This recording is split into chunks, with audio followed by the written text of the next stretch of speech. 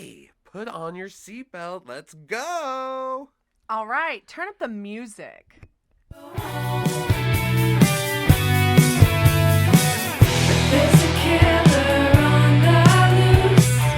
Look out, he's right behind you. He won't give me the axe. I'm scared, but I'm fighting back. We are the Scream Queens, running through the night. We are the Scream Queens, gonna put up a fight, make everything alright. Floating through. Welcome to Scream Queens Road Trip Podcast. That's your final girl, Justine, and I am your sole survivor, Mr. Josh. Hey, Mr. Josh. Hey, Justine. We are in New Mexico, everybody. Hey, New Mexico, we're in you. And we're cruising down Highway 70, State Highway 70, on our way to Roswell. Bum, bum, bum, bum, bum, bum. What theme music was that? Just something mysterious. Yeah, we're heading to Roswell, New Mexico, site of the infamous 1947 crash. The site, the location. Of one of the most infamous crash stories in history. Now, of course, there are people out there that think it's been debunked, but as someone who loves to play into a conspiracy theory every so often, if the shoe fits, wear it. Yeah, and this place is quirky. Yeah, there's always going to be people continuing the lore. Like, there's family members now of, like, Hoffman. He's the guy in the infamous photograph that's holding the pieces that says, like, no, those aren't the pieces my dad actually found. Those are the ones they forced him to take photos with. He held them without his consent. So there's still people perpetuating the mythology behind the crash in 1947. And yes, there really was a crash, and it was reported in the Roswell, was it the Roswell Daily News or something like that? By the Roswell Army field. Like, there was a press release made, and the press release stated that they had UFO. retrieved, flying saucer debris. But then the next day, they literally walked it back and said it was a balloon. Yeah, the next day they totally redacted it with, like, another front page story that was like, well, actually, they're telling us it's a weather balloon, so sorry. But it's continued to this day. The story, people still believe it. I don't know what to believe. It's fun to believe in these things, but... Yes. Or to give some kind of... maybe you do, maybe you don't believe in it, but, like, it's fun to just play along. Yeah, it's fun to go explore a town that has this mythology behind it. If mythology is the right word, this legend. A little bit of lore. Yeah, this lore, this tale, and it's, more than a lore, because we know it. That's something stuff that happened. Something crashed. But of course there's, like, lore that surrounded the real thing that happened. But it would otherwise be just kind of like a sleepy town in the middle of New Mexico.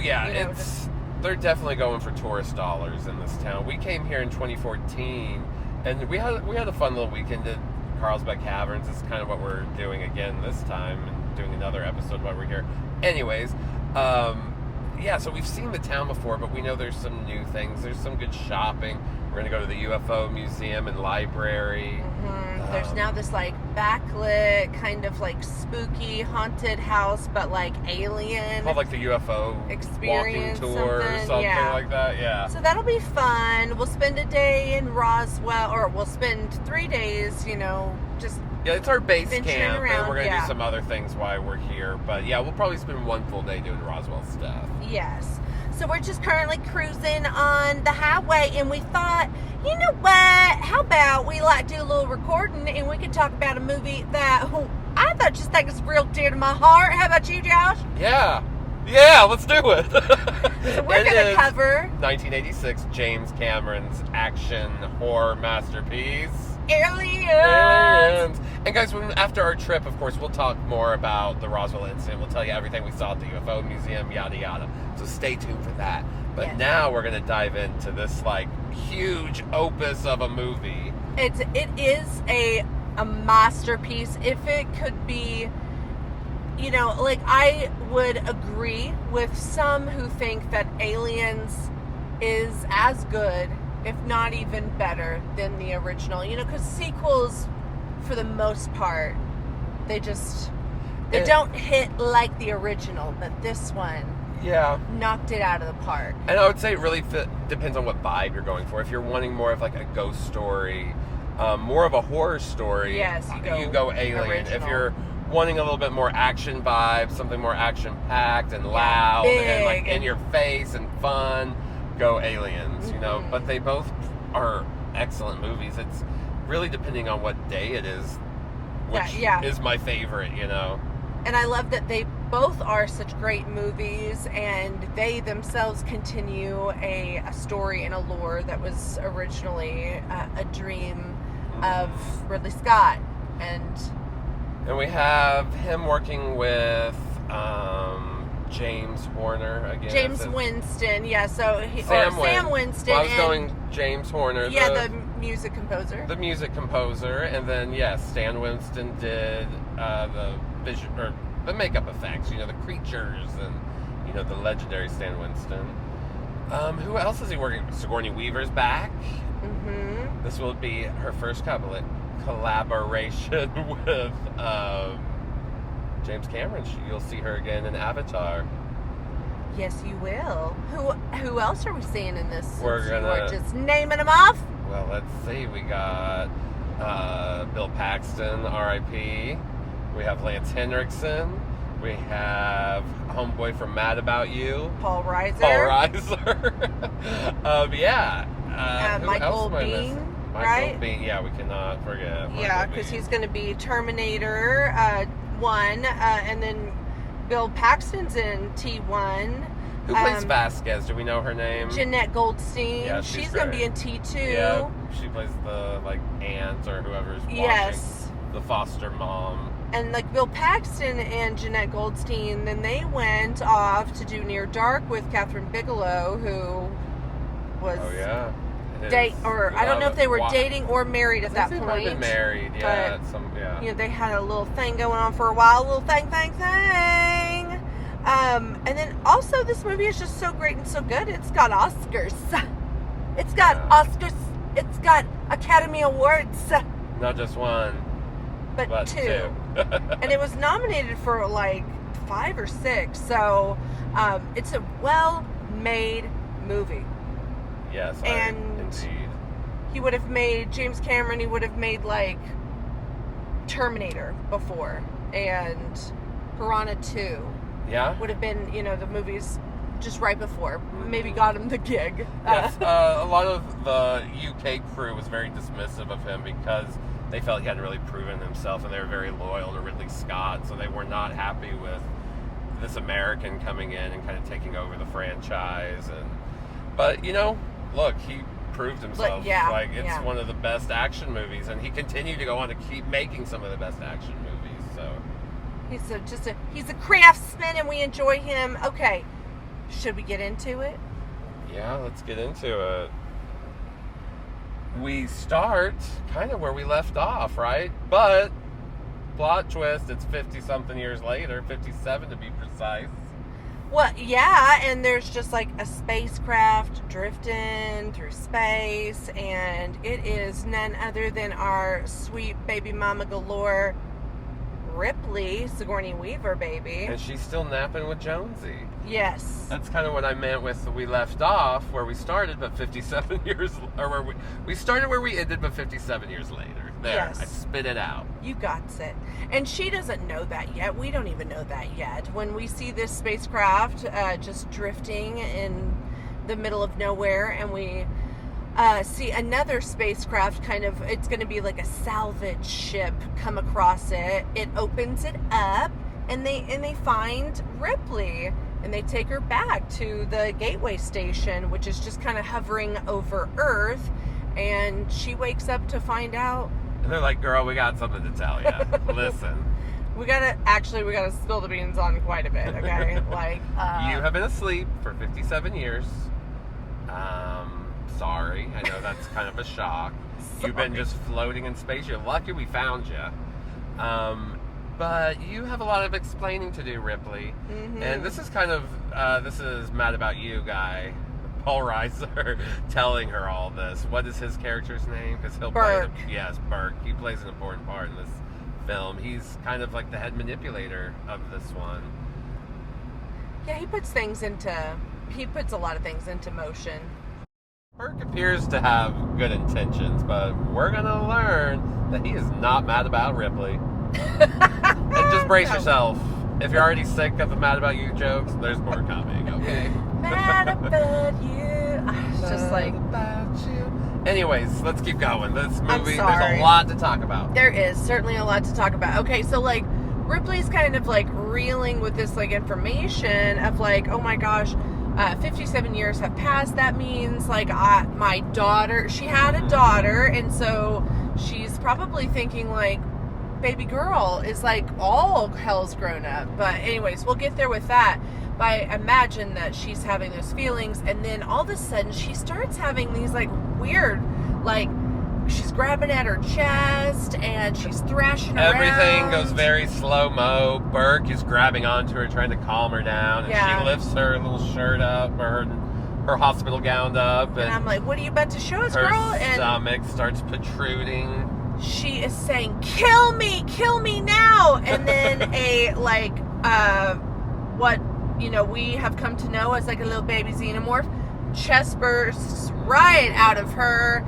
And then she wakes up, comes to. And We she actually don't really even see it pop out. Like, Yeah. it cuts right before it's about to burst out of her stomach. And she all like, is like, no! And her, like, waking herself up.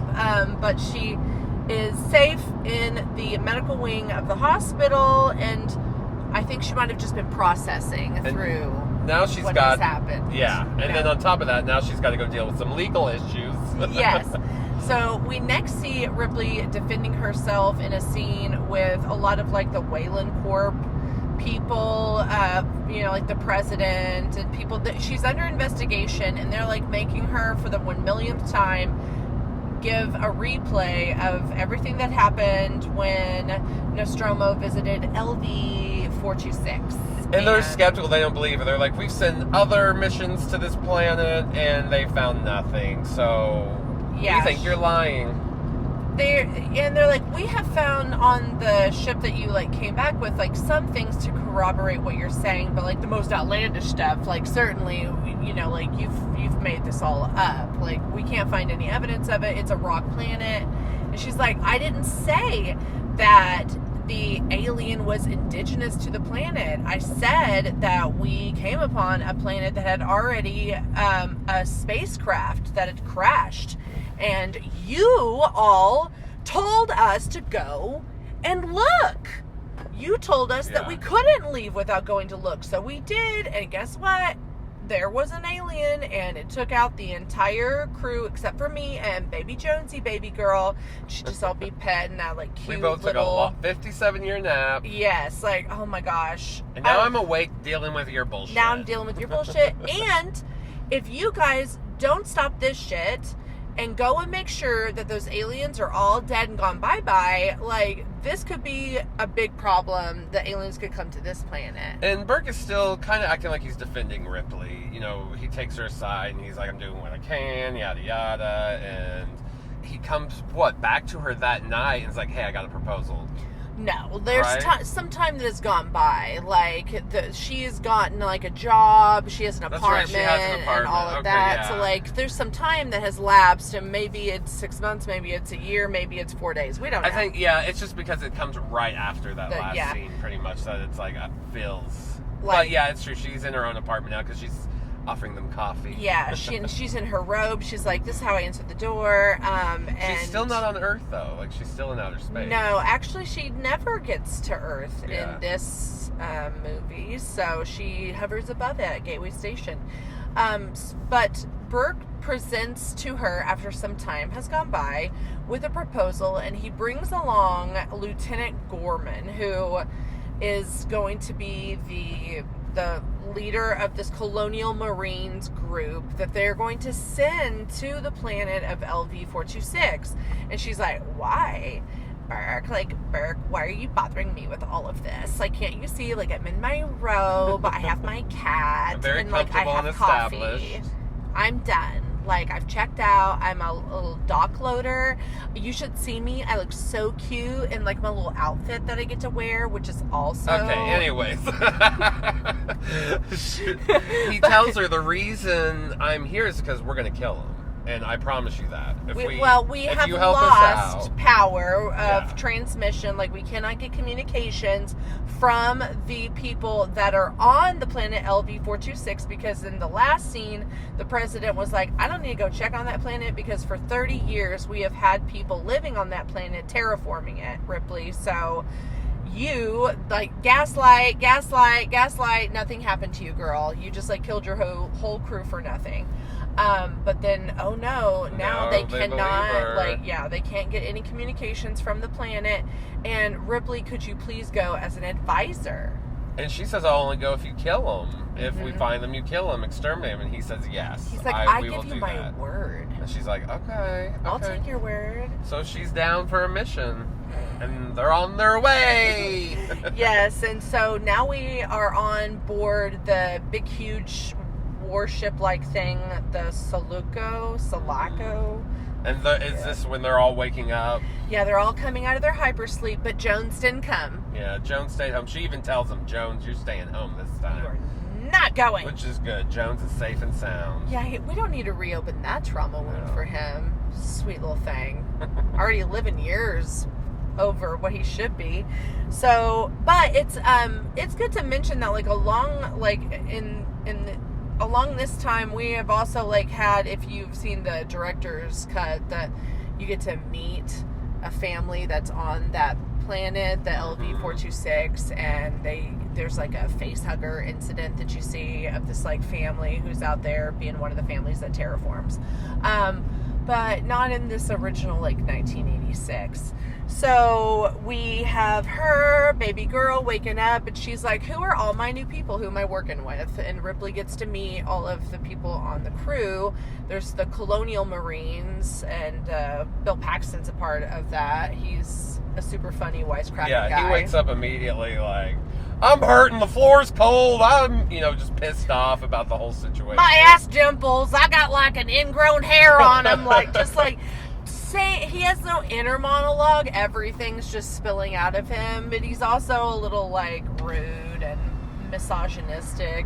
We also meet Bishop. That's the synthetic that's on board. And at first, Ripley is not happy to know there's a synthetic on board because, as you remember, she didn't have a good time with the synthetic on board in the first movie. Now, he tries to, like, placate her and be like, girl, like, don't worry, like, what, well, first he's like, well, what kind of, like, version of synthetic are we talking about? She says whatever version it is. He's like, no, it's come to light that, like, there were some, like, inconsistencies with their ability to, like, make free choice or whatever, but, like, I've been updated, so you don't have to worry about anything. And I don't know, Bishop, even when he's saying this, you're kind of like, okay, is this all going to come back to bite us in the ass? Like, are you fucking us over again? Is this, like, a synthetic thing? Because I don't know how I'm vibing with all of that.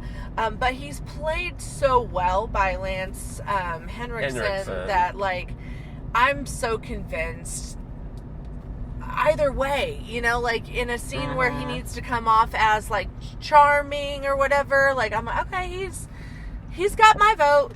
Yeah. Like, but in this moment, when he's kind of trying to convince Ripley, don't worry, Ripley. Like, I can't harm you. Harm you. I literally cannot harm you. I will have to lay down my life for you. And he does try to prove it a little bit. Like, there's that. Well, he was not proving it to her because the scene happens beforehand. But when he takes his hand and puts it over Bill Paxton's hand. Yeah. Oh, shit. What is... He has a knife and he's doing almost like Russian roulette with his fingers. I forget what they call it, but he's stabbing him between his fingers over and over and over. But, yeah, he never hits Bill Paxton's hand. Or and his Bill own, Paxton's obviously. name is Hudson. Hudson. Yeah. And Game over, man! Game over! what does he say? Stop your grinning and drop your linen. Like, I don't know. He's that character that's going to have those fun little, like, one-liners. Then there's also on the Colonial Marines team, there's Vasquez. That's almost like a role that's kind of synonymous with this movie. Like, we know, like, if you know... Badass woman with her flamethrower and guns. Yeah. And even, like, James Cameron, he just loves, like, a real badass, strong woman. He loves, like, a bolt up, like, yeah, badass. He wants the wife-beater tee, you know, like, with some toddies, but also, like, some major muscles. Like... Yes. And he wants like a bandana wrapped around a woman.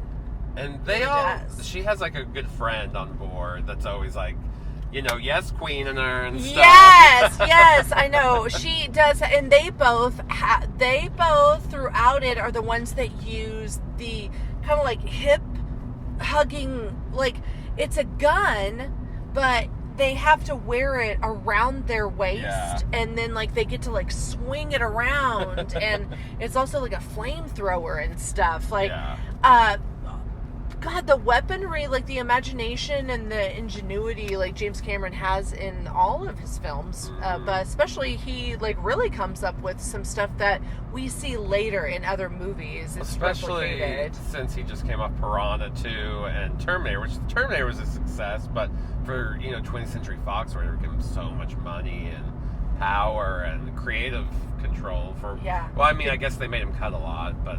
So, for time, but like they really still, allowed like, him to dream up. up. He got to do a lot of really cool stuff with this movie, for having only done like 2 movies. Yeah, and Ripley in the loader suit, because she really wants to prove to that team of Colonial Marines, as they're kind of like preparing to approach the planet LV-426, that she's like, how can I help? And they're like, well, what can you do? She's like, I know how to work a loader. But it's like, it's what we now like see like an Avatar. They're like the people inside those like robotic like suits that. But like this one feels so much more tangible Yes. and real. Like kind of. When I see it, I'm like, why haven't they come up with this yet? Yes, like how come that's not how we're operating machinery? Is like it being fitted to us and us, manipulating it with like buttons and. I guess maybe there's just easier ways to do it. I but guess like, I want to be a Power Ranger. It just seems so cool when you watch the movie. I'm like, yeah, I want to drive that thing. Yeah, I want to be in like the big Power Ranger like thing that like you all get in and then you have to move the arms. It's like being the Iron Giant. Yeah, or what's that movie that I like? That's the people that are in the suits. It's like Pacific Rim. Oh, Is that what it Pacific is? Rim. Oh my the gosh! Guillermo del Toro. Damn! I love that movie. Okay, I a good love a movie. person in a robot thing. You do. I do. She really does, guys. I want that. Can I have that? But No? they get down to the. Well, we still got introduced to like some yeah. people. There's Hicks. Hicks is going to be kind of like Ripley's eye candy. Yeah. They have some good moments of camaraderie, and he really proves himself to her to be somebody that's going to protect her, and isn't going to fall prey to Burke's like selling line of oh no. Burke's BS. For whatever reason. Okay, so we've pretty much, I guess, met everybody. Ripley is kind of like unimpressed with most of them, but they land and deploy, out of those really cool car things. What are they called? Yeah. The APCs or something, but they kind of remind me of like Christopher Nolan's like Batmobile. Yeah, they kind of do. and just how armored they are, and like they seem really indefensible. Like they look like, you know, a classic military style armored vehicle, but on steroids. And this thing takes them to the colony area on LV 426, and we see that there's lights on, but no one's home. Yes. And they have to look around, like they decide to, they send who? They send several of them in almost right away to... Yeah, they kind of two teams, and they send them off onto like either wings, and they've got to like look around, and they quickly find like acid decay, or not, like whatever, the acid left from the aliens, you know, like if the people that were there killed them, and the acid blood like ripped through all of the grating, and they're like pointing out like, what is this? And Ripley's immediately like what I told you, it's what it is. Well, and then also some of them are looking straight at like how, looking at the aliens and don't even realize what they're seeing as they're walking. Yes, they're all fitted into the wall. Into the walls, and how like organic they are in their environment, that they don't even realize what they're looking at. Yeah, they have no clue. Until it's too late. It gets too late at one point. They've gone by into the laboratory, and they found like the face huggers inside these, like, you know, what are those things when doctors want to keep a specimen, you know, like floating apparatus things, and they're like, oh my gosh, those are gross, it looks like an anus. And Ripley's like, yeah, this is the shit that I was telling you about, assholes, you don't pay attention. Yeah. So they hear like, or not hear, they have those like motion sensing like tracker things, and they can see all around them that there's like motion, but they can't quite figure it out. It's starting to like really freak them out, and there's just like one little dot that's coming right towards them. Yes, and they're like, wait, what is this? And they all have their like guns, which really pisses me off. Like, well, they're supposed to be on a hostile environment. Well, so. they're kind of supposed to be on a rescue mission at first, because like, so they see just this one dot, and then immediately they shoot at it. They don't even wait to see what it is, and it's a little girl. It's Rebecca, aka Newt. Hi there, I'm Newt. And Ripley and Bishop and Gorman, they all go back on one of those little armored cars. They take Newt, but the other teams stay back, and they start doing more searches, and this is when we finally figure out what's in all those walls. It's aliens, and we start getting people dead. People start dying off. Yes, some of the colonial marines sadly meet their demise. The reveal of the aliens coming out from the walls, and Ripley deduces that they can't be shooting the guns in certain areas of the colony because of the nuclear like reactor thing. Yeah, she said you guys are surrounded by the cooling system. If you shoot it out, there can be a big nuclear reaction. So you guys cannot be shooting anything. You can only use your flamethrowers. Yes, and like, so they are like, okay, fuck that. They only have their flamethrowers, and they find a lot of the colonists, and they're in the walls, and they're like, what the hell is happening? And one of the colonists comes alive and is like, kill me, please, kill me. And then her chest bursts open, and out like is bursting a little xenomorph, and they use their flamethrower on it because it scares them, obviously. And on the video that's being sent back to like the base camp, Ripley's like, oh my god, again, exactly what I was talking about. And the alien attack starts happening. They start coming out of all of the walls, and they're like using all their flamethrowers and killing all the aliens. And the sergeant dies, and there's a guy, one of them, oh, it's the Vasquez friend. And this is when they find out Hicks takes over too. They're like, well, dude, the next in line. Oh, well, because like, well, Gorman is the leader, but he gets taken out in like some kind of like one of their airplane things. One of the aliens like hiding on it and kills the pilot, and then not kills Gorman, knocks him unconscious, and that's why Hicks gets like, you know, to take over for a little bit while Gorman is resting, I guess. But that's like jumping ahead. They find all those like empty eggs, and Ripley's story really is just coming to life. Let me see, back in my notes, we've got next step. So Ripley is under the impression that they were going to do a extermination mission, and Burke is like, no, I don't think we should. I think this could be something really important. We don't kill endangered species. No, we don't. We gotta take them back to their planet, or to home, to Earth, and he really just wants them, the military, to be able to use them. And Ripley's like, no, I don't think so. That's not gonna go at all. You promised me that we were gonna take them out, and we're going to. And Hicks is like, you know what? I'm with Ripley. And Burke's like, but they could be important, guys. And this, then Hicks is like, I'm in charge right now. Or someone reminds him Hicks is in charge. Yeah. And then they kind of have to figure out, like, how they're going to get off of the planet, because they are down, like, this, like, ship that was going to take them back up to the big ship. Yeah, because there was an alien in the ship, and as she's driving off, he comes out behind her and gets her. And the ship crashes, of course.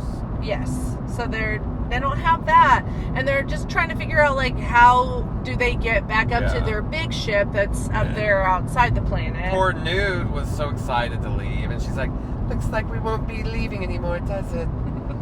And then, is this also like they mostly come at night, mostly? Yeah, yes it is, like, because Ripley's like, okay guys, we're gonna have to, like, I guess survive for at least like 17 days. And they're all like, 17 days!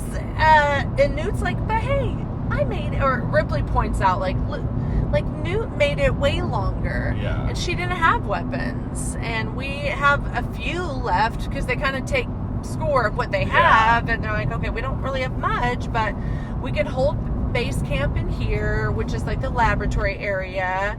And I don't know, Burke is sulking this whole time. And it's nighttime, and Newt's got to go to sleep. Yeah, this is when he starts saying the thing. He's like, "Game over, man! Game over!" But Burke is like, you know what? I'm still trying to convince everybody, like, that, you know, they need to take him back, and he's even like cornering Ripley, and like, no, Ripley, we could really be on the precipice of things. Like, we could go back and be successful and have lots of money. And she's like, no, like, I'm not going to do it. Yeah. And she bumps into Hicks, and Hicks is like, I'm going to prove to you that, like, I'm not going to go on Burke's side. I'm not going to change my ways. And he gives her this, like, wrist locator thing, which is important to, like, bring up right now. Like, he gives her a little wrist locator. And then she goes to check on Newt, and they're having to, like, sleep in the, like, laboratory area. So sweet. Like, we get, like, this endearing mother-daughter moment. Yeah, that's nice. And she's lost her daughter's her lost. child, Yeah, and she lost her mom. Newt did. But they're, like, having to sleep in the laboratory where, like, the face hugger things are, and they're like jars. Yeah, where they're floating in the liquid. And now they're not floating in the liquid. Yeah, she wakes up and the jar has been tipped over, and so she knows immediately what that means. She wakes Newt up, and she doesn't even try to sugarcoat it to Newt. She's like, hey, we're in trouble. Yeah. So, like, not like, hey, Annie, we gotta go. It's gonna be okay, just take my hand, we're She's leaving. like, wake up, bitch, we're in trouble. And they're, like, under the little, like, cot. Yes. When that face hugger, like, comes to attack, and it's, oh my god, so scary. It's all trying to wrap itself around and both she gets of them, it off, and gets the cot on top of it. They escape for a minute, but there's a good, like, what, maybe 5-minute struggle. Yeah, and they're locked in that laboratory. And it's so suspenseful because it's a lot of, like, where is it? Like, you know, she gets away and then she's trying to find out where it is, and then it attacks again. And they're trying to, like, bust out, but the glass is, like, unbreakable. And we get, like, a cut to of Burke and, like, Hicks and Hudson, all of them in the control room. And Burke can see on the camera that there's, like, a showdown going on, and he's like, oops, my finger pressed the turn off the screen button. So Ripley's trying to, like, figure out what to do. They're all locked in there, and there's a face hugger that's eventually going to get one of them if she doesn't act quick. So she sees there is a fire sprinkler up top, and she lights it, and then that at least calls everybody's attention because the alarm system goes off. And so now everyone's trying to help her, and they bust through. Yeah. And they get this thing off her neck because she's struggling. She's getting choked. She's all choked. And it's wrapped around her neck. She cannot get it off. The struggle is real. And yeah, it's a continued struggle. And they got to get this thing off her neck. Yeah, they got to kill it off. And then she immediately starts pointing fingers at Burke, which she should. And she's like, Burke doesn't want to destroy the lab, and he wants, to take it back, and he has no morals, and he just wants money, and fuck him. And Burke, you're a traitor. Yeah. You tried to and I guess she comes up with probably actually what the story was going to be, that the face huggers were going to impregnate her and Newt, and he was going to put them on the ship. He was going to kill everybody else off, and then just take them back home. That's probably exactly what was going to happen, because he immediately goes into the whole she's crazy, she's delusional, she's making this up. However, it doesn't need a woman, it laid an egg with a man in the first place. But that's what she claims it to be, because it might be a little bit easier to get them back that way. And then we know that immediately when they wake up they're gonna die, because it'll chest burst, so it's not like it's gonna have a lot of time. So the aliens though trigger the motion sensors around where they are around this time, and they start attacking, so it's not like anybody gets a lot of time to point fingers. And Bishop says okay guys, well, you're all fighting this. They had found a ship that they could use. He's like, I'll go and get it, because I can risk my life going up this little shaft or whatever. And so they cut a little hole for him, and he gets in it, and they seal him back up, and he's snaking through it. It's scary. Yeah, it's very claustrophobic. I'm like, hell to the no, no, no. Hell to the no, no, no. Oh, hell to the no, no, no. I don't want to go. And he's like, and I'm not volunteering because I'm stupid. This will hurt me too, even though I'm a robot. I don't feel, I don't want my life to end either, but I'm volunteering. Yes, I have to put your lives above mine. That's his whole code thing. And so Ripley also learns how to work that big ass gun from Hicks, and we get that moment of her being the badass, holding her gun up and with her curly ass hair and shit. She all looking like fierce fire emoji. And the aliens are going through all the crawl spaces, and it's fucking scary.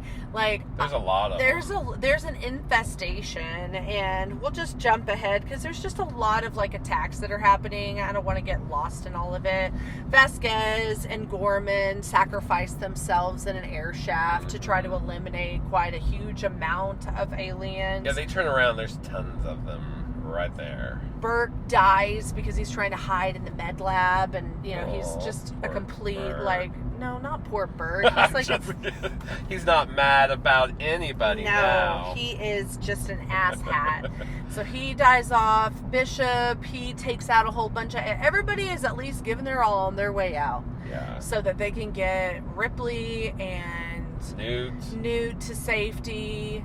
Hicks as well, gets acid all over him. Oh, and from it's burning. You alien. can feel the pain. It's burning through his clothes. But she's able to get Hicks onto that plane. But sadly, what's happened in between all of this is that Newt's gone missing. There's a scene where she... Oh, it's kind of with fun. a jacket. Yeah, it's kind of funny because they're crawling through stuff, trying to flee. They put her on top of this thing, and Newt's just sweet, bye! She's swinging down. They try to get her to grab the jacket, right? No, she has the jacket on. Oh, okay. And Ripley reaches for her, grabs the jacket, and she just slips out the jacket. And then she just is wee! Here I go. Boop, boop, boop, boop, boop. So, yeah, they gotta find her, but now she's, down in, water and stuff. It's splashed her out. And that's just, a killer shot. Yeah. Is her being in the sewer, and Ripley at least knows she can find her because she put the locator on her. But what happens is behind Newt comes out of the sewer water this big, gigantic alien, and Ripley's like, they're not gonna kill her, you know, like they're gonna cocoon her or whatever. So she's like just trying to find her. Yes. And she's right about the cocooning. Like, Ripley knows her shit. oh yeah, she's got it down to a science. She knows exactly how the aliens work. And luckily, she's not dead. It hasn't harmed her enough when they do find her eventually. Yeah, correct. She gets like Hicks on this plane because he's hurt up to the floor up, and she goes on search for Has her. he been like finds, cut in half yet? well, no, that's Bishop, but Oh, that'll yeah, happen Bishop, later. yeah. Hicks is Michael Bihn's character, Yes, and yes. he's out for right now, and so Ripley's going and finally finds the nest, the hive It's of so all nasty. the aliens with all the eggs, and they're all opening up. It's so creepy, and it's a really creepy scene because she finds the mother. The queen with this big like larva sac, like and Ugh. constant eggs just And coming then she out, has like all these and like bone type structures coming, like kind of almost like a big, a spider. like a big collar. Yeah, and it makes her almost look like a spider, how they protrude out. All these like weird like legs. And she has and all these stuff. legs, but then like this bone collar going It's around. like, yeah, definitely she's queen. Yeah. Like that was supposed to be like a royal, like kind of like I don't Uh-huh. know, signature. Like look at her. And then like her little helpers or whatever are coming in from the sides, and Ripley tries to scare them off by flashing, the flame a little bit, and it kind of keeps them at bay. But then finally she has to just make a decision and just lights she gets them Newt, up. and she's like, you know what? I'm not even Yeah. gonna risk. Like if I leave here, they're still gonna come after us. Uh-huh. I'm gonna take out the whole damn Yeah. thing. And she does, and obviously that pisses the queen off. The queen like detaches herself like from It's so her gross. sacs. And her mouth, like when she is about to, when her mouth is doing like the double or triple opening to like eat them or whatever, or kill them, is Yes. awesome, horrifying. And it's like the teeth coming out, and then you see more Yes. teeth, and like it reminds you of like a shark in a way, like just like rows and rows of Uh-huh. teeth. She's just nasty, like the queen is nasty. We don't Big like her. mama. She big mama, and Ripley even throws like this whole big belt of grenades, like, Yeah. and blows this shit up. Like the queen doesn't Arms have and legs are anybody flying, left, yeah. so the queen's like going after her. But the queen is like smart, and when Ripley uses like an elevator to go up to like the top floor to try to find that ship that Bishop was supposedly holding on to for her,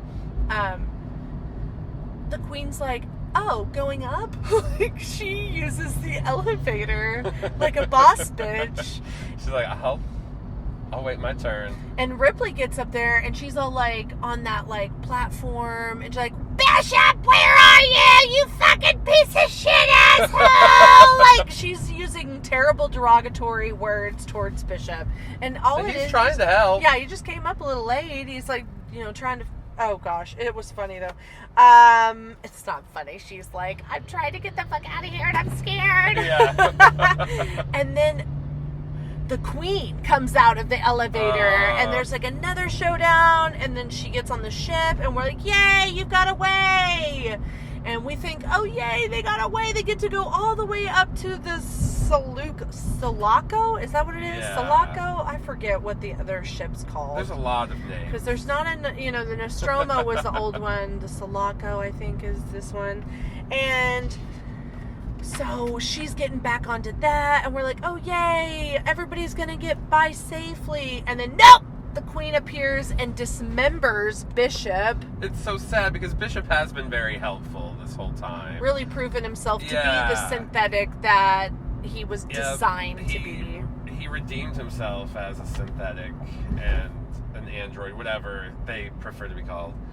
And it's kind of like, oh man. But he gets dismembered, but that doesn't mean that he's not alive and everything. So he's holding on, and like Newt's going off to hide because the queen's trying to get her.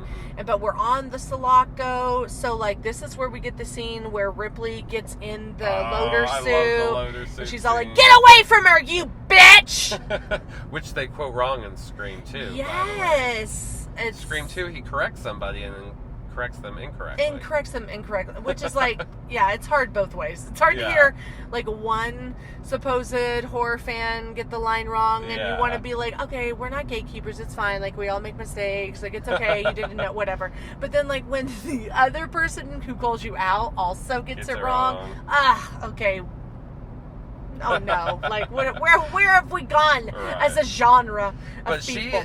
But Ripley is like beating up the Queen, but the Queen's giving a good fight. Yes, and it takes like, okay, they're all up in space at this point, and so Ripley's got to like shove her whole self and the Queen in an air shaft lock or whatever. And she's trying to first just shove the Queen, but the Queen takes her down with her, and that's such a cool stunt. Suspenseful is stunt. when Ripley in the big metal robot suit gets thrown down with the mama, with the Queen Queen. Mother, the big mama.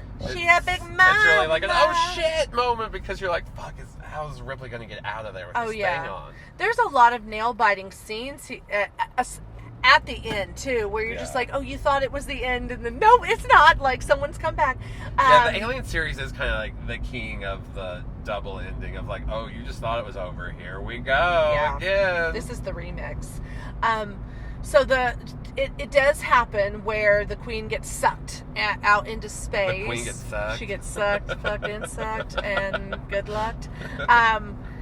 Ripley survives by the skin of her teeth, by the help of Bishop, who, even though he's dismembered, holds on to something and is able to help Newt and pull her up. And then we do get our last scene in the spaceship going home, and it's Ripley and Newt, and they're going to go to sleep in hypersleep, and everyone is finally okay, and credits. And we're actually really hella close to our destination as well. Roswell, I can't.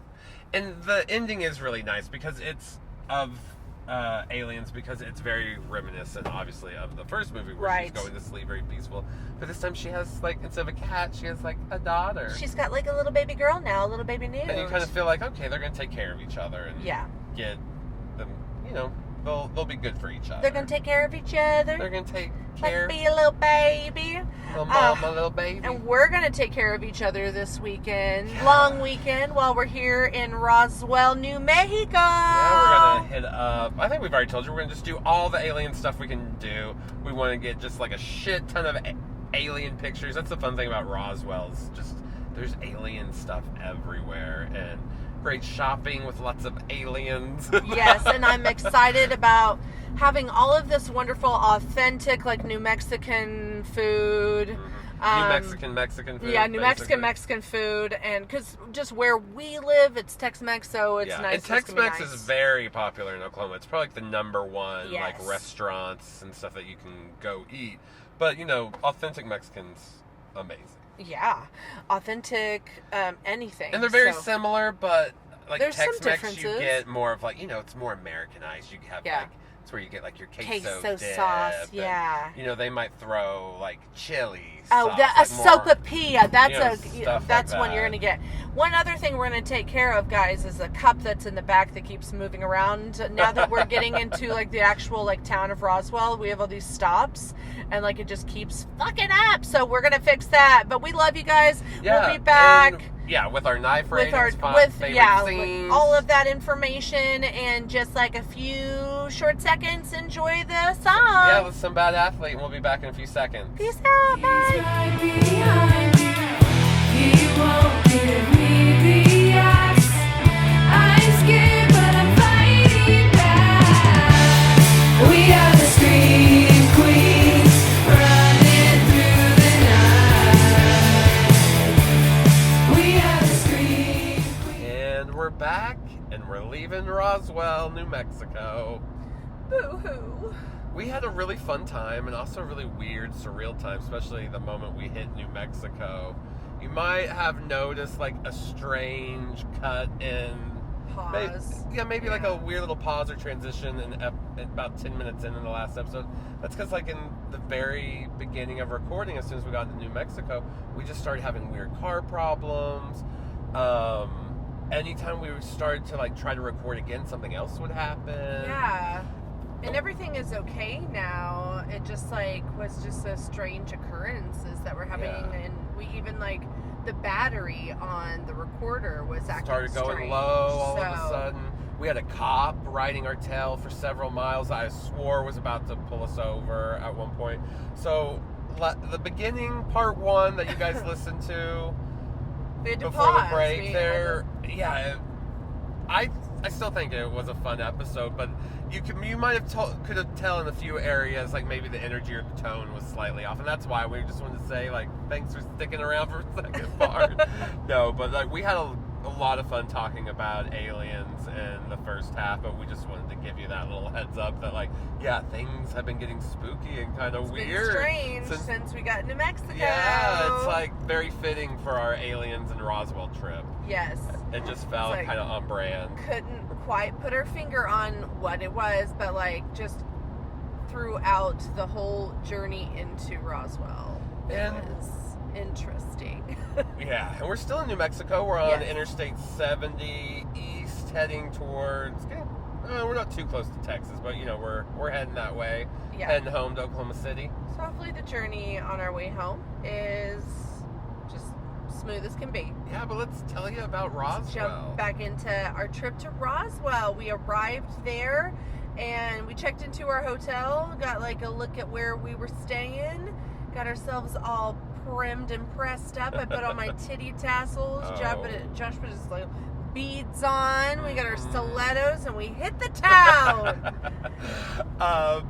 Part of that is true. We hit the town. No, and he wore stilettos. And the thing about Roswell, it is like this cute little town out in the middle of the desert. You could tell it's like, a well-established town that has been there for a while, because even like the downtown Main Street area, the older part of the town is like, very 40s, 50s, 60s vibes. Yeah. Like you could tell it was thriving. It still is. It has lots of shops and little cafes, and everything is UFO and alien themed. And you just think about how like, oh my gosh, this town, I wonder how much has changed, but you can tell like, 1947, I see you. Like the lore begins when you just like come into the town. It has a certain ambiance to it. There's also a New Mexico military school that's like here, so that's pretty funny. Josh kept making a joke. It was military Hogwarts.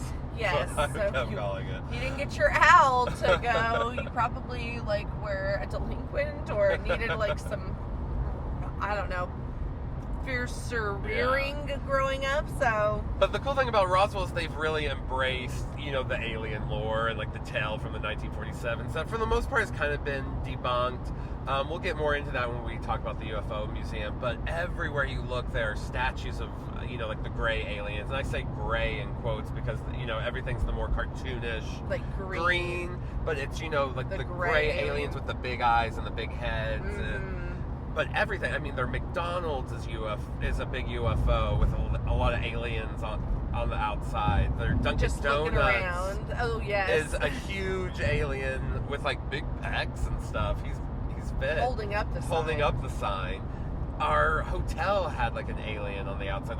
Like seriously, you can't go a block without seeing aliens. Even their lampposts, all their lamps have like gray alien eyes on them. So they're really like settling in as a tourist town, and you can tell that's where they make all their money. And good for them. It's fun. It's not to be taken too serious, and you can tell they don't. No, but they have some wonderful Mexican restaurants that we found ourselves sliding into their cushion seats. I think we ate at all of them. Antigua's, I think, was our favorite. We had the best service there. Shout out Chris. And great drinks, great food, great recommendations. They were really helpful. Kept saying like, oh, you got to have this with that. Yes. It was a lot of fun. We had a really nice evening there. Enjoyed it so much. They even recommended like a shot. It was so yummy, and it had Jameson and like peach schnapps in it. Oh my god, so good. Living my best life there. But we did a lot of alien stuff. We did a lot of alien shopping. They do have lots of shops in Roswell that are, some are better than others. There's more that lean on the trendier side and even sell like coffee, and they have really, maybe like more up-to-date designs. Then there's some that are just like, your tacky tourist shop. Yeah, you like $5 tees and under Mm-hmm. kind of like situation. And we picked up some souvenirs to take home with us. There were all of these roads. This road is not okay. I don't like it. Take care of your roads, please, New Mexico. There was, where's my thought going right now? I totally got taken off track by the road. Oh, well, I guess it wasn't All the that shops. important. All the shops. Well, Something. I got my chicken and waffles, like, chocolate bar. Oh, yeah. That was interesting. And then there were all of these road signs for Pistachio Land. And it was, where was it? It's in New Mexico. I But forget. not but in we- Roswell. Not in Yeah. Roswell, but we were like so intrigued by the idea of this like Pistachio Land. And Well, only because they kept touting that they had the world's biggest pistachio. And we were, for sure, like the picture, we were like, well, that looks like a fake like pistachio. a big fake pistachio. But I guess if that's so what it should you mean read by it. biggest fake pistachio Yeah. in the world. Well, we picked up some of those pistachios. Grabbed some New Mexico things at little shops as well. Pecans are what they really grow in Yes. Roswell. I guess we should have gotten some pecans. I got yeah, some pecans. Oh yeah, you got some pecans. That's I did. what I guess. we got all kinds I of New guess Mexico I things. should have gotten. Yeah, some pecans. you slept on those, but I got But some. the main event is the UFO Library and Research Center, the International Yes. UFO and Research Library. Where you're coming from all over the world. And I gotta say, it's really fun. It's $5 to get in, so you're not wasting your money. You're not gonna be mad when you leave. It's People are welcoming. Like the moment you walk in, they're like, "Hi, come on in." it was like they're an elderly friendly. lady that's selling tickets. She was really sweet. And they start you off with the history of Roswell itself, you know, like starting with day one, the crash, and you see like the events of July of 1947 in phases. They kind of, you know, they present it really nice.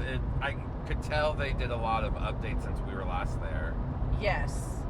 Yeah, so obviously a lot of the information was the same, but even the displays and how well organized it was all put together, it just seemed to be a little bit more cohesive. And yeah, I agree. And they'll have like spaces that are dedicated to like UFOs in movies or aliens in film. And that was new. That was new. They had the big, the man who fell, or what is it? The man who fell from Earth. The big, I'm blanking right now. I took a picture of it. It's The giant? Yeah, from the 50s. Really great sci-fi movie. Not coming to me the name. That was there last time. One of the things I found the most fascinating is they had a whole wall dedicated to breaking down like what a first encounter of the close kind is, what a second encounter of Yeah, well, all the different close encounters are. There's 4 different types, and what are they? Yes. What does it mean? Well, basically first is just like a sighting. Yes, up in the air, maybe. But there was like a differentiation, I think, of like 400 or 500 feet. Like it was close enough to you, but then like the second one was. The second one was, yeah. Well, no, I think the first one was the lights and stuff. The second one was like crop circles, or them leaving marks, like slaughtered cattle. Okay. The third was the like seeing them. Seeing them like from in your like window, afar, in your window from afar. Sightings. A fourth was like an abduction. Yeah, they take you.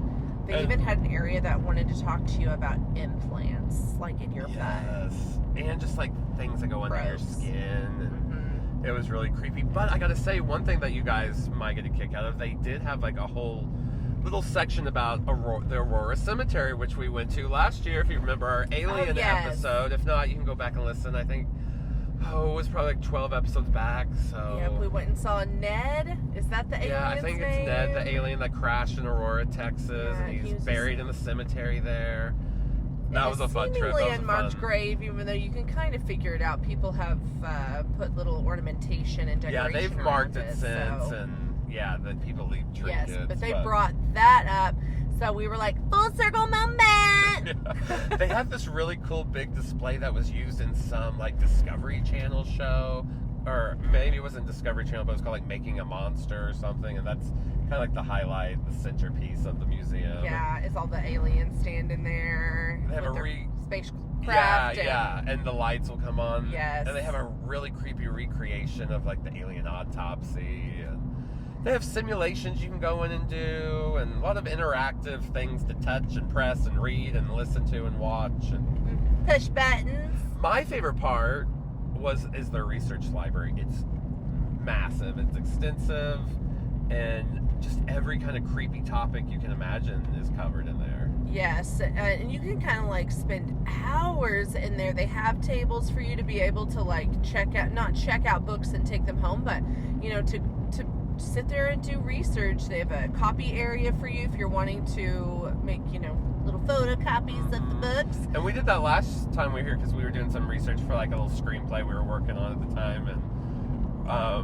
kind of an ongoing project that we'll maybe one day finish. But so we've it's fun. Like you can actually sit in there and get some real work done in that research, and that's free. I think you can go in and just go to the library for free. But I could be incorrect, but I believe the library itself is free. Yep, I think so.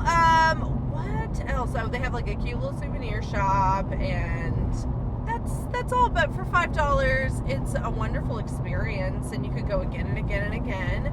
And I highly recommend it. Yeah, you can learn something new every time.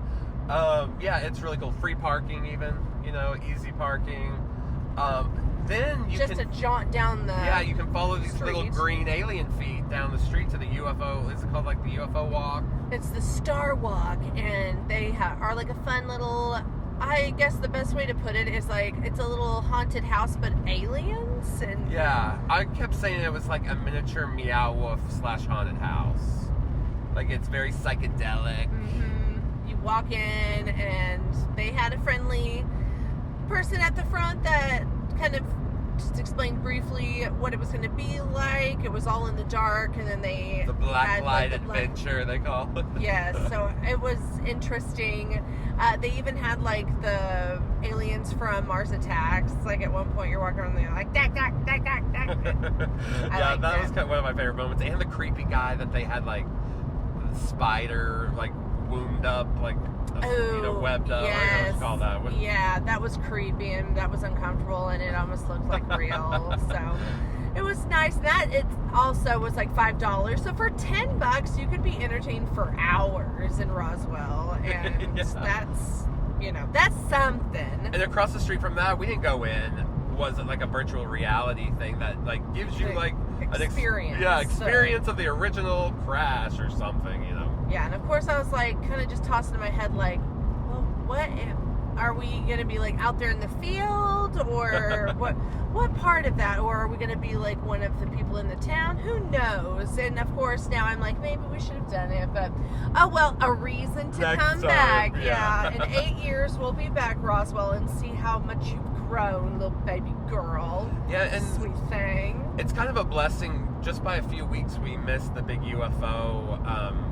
That happens over the I guess a Independence UFO holiday. festival and conference. It's like a big deal. Like I think the whole town, like all the hotels get booked up. You can kind of see right now that they're getting geared up for it. I felt like in all of the shops there was a plethora of souvenirs out. Yeah, and they had all the signage out everywhere we went for it.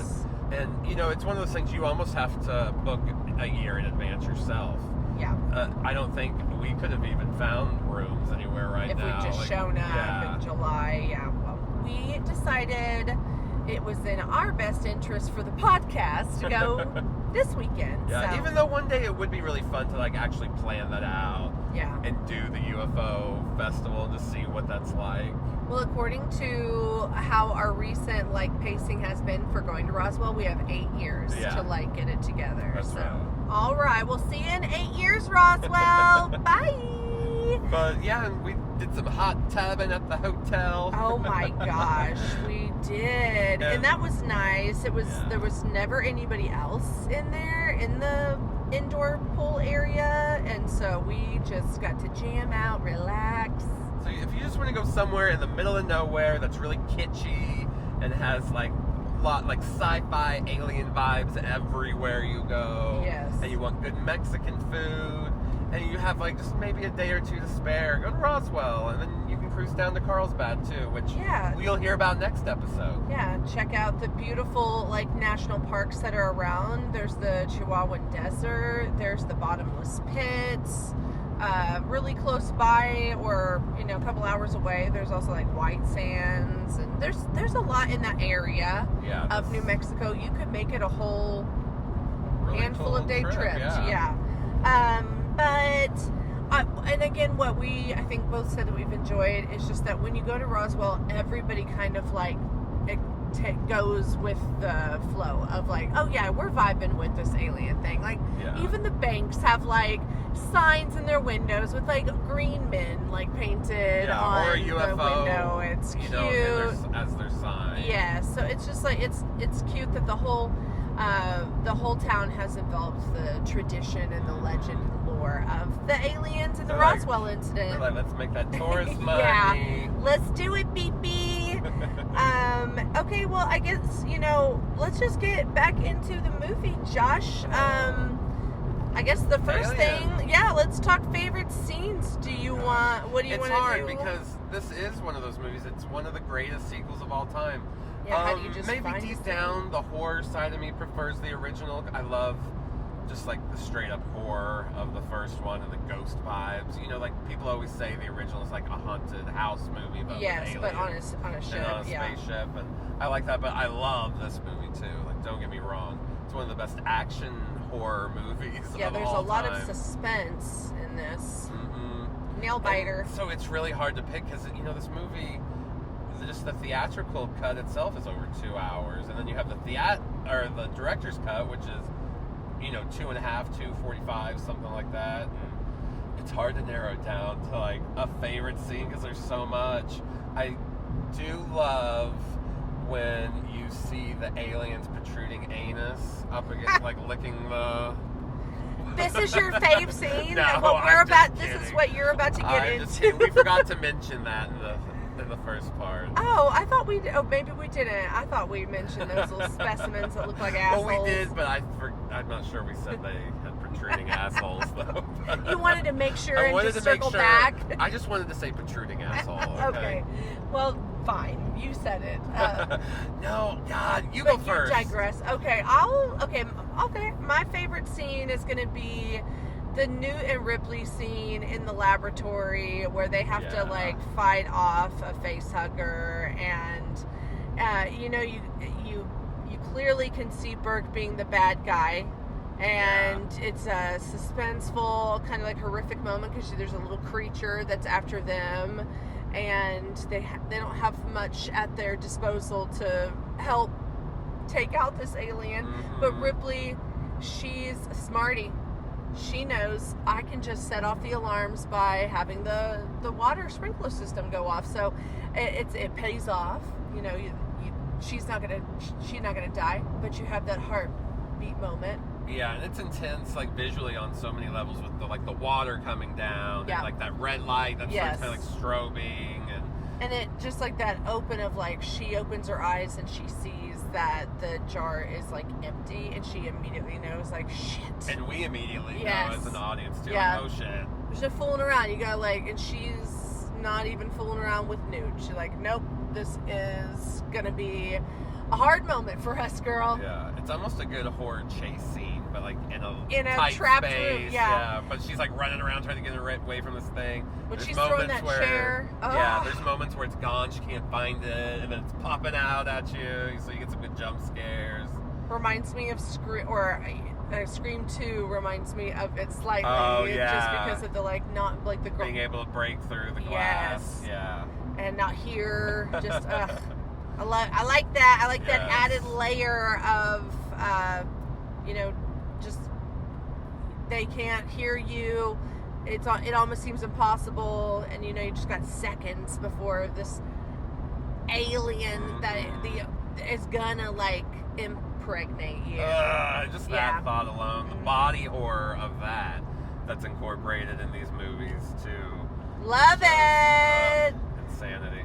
What is your favorite scene, sir? That was one of the ones I was contemplating, but one of my favorite is, it's kind of a pure horror moment, since I'm going with that right now as kind of my favorite element in the Alien series, is when she's going to take out all the eggs and she confronts the mother, the queen, And, you know, she's lighting the eggs. The mother's detaching. Oh. The other little guys are coming. Before she does any of that, you know, the other ones are kind of coming in to look. Like, you okay, Scaring queen? them. She's, like, having to kind of scare them off. Like, that whole scene is so intense. It's gruesome.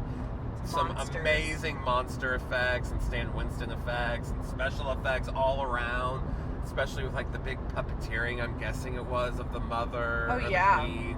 And the detachment from the eggs and just that It's visual because alone. of the mother and Stan's ability to create that Yeah. that then Spielberg pressured him into making that Jurassic big dinosaur. Park, Like, yeah.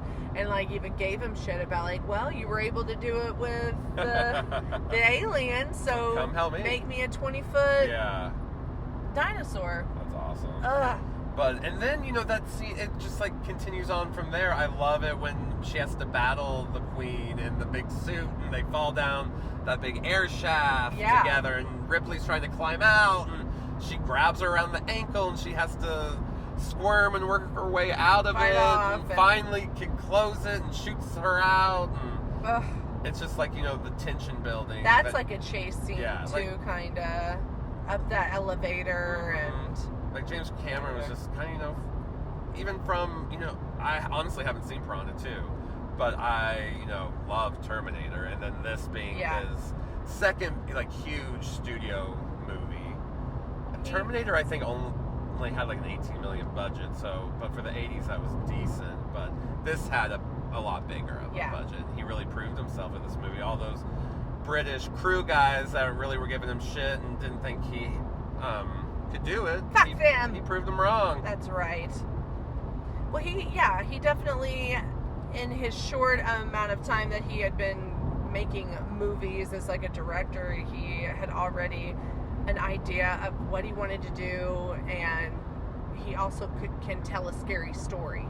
Yeah, and he knows how to make things big, but not obnoxious. It's not like a Michael Bay movie or something where Yeah. everything is just loud. He knows how to have soft moments.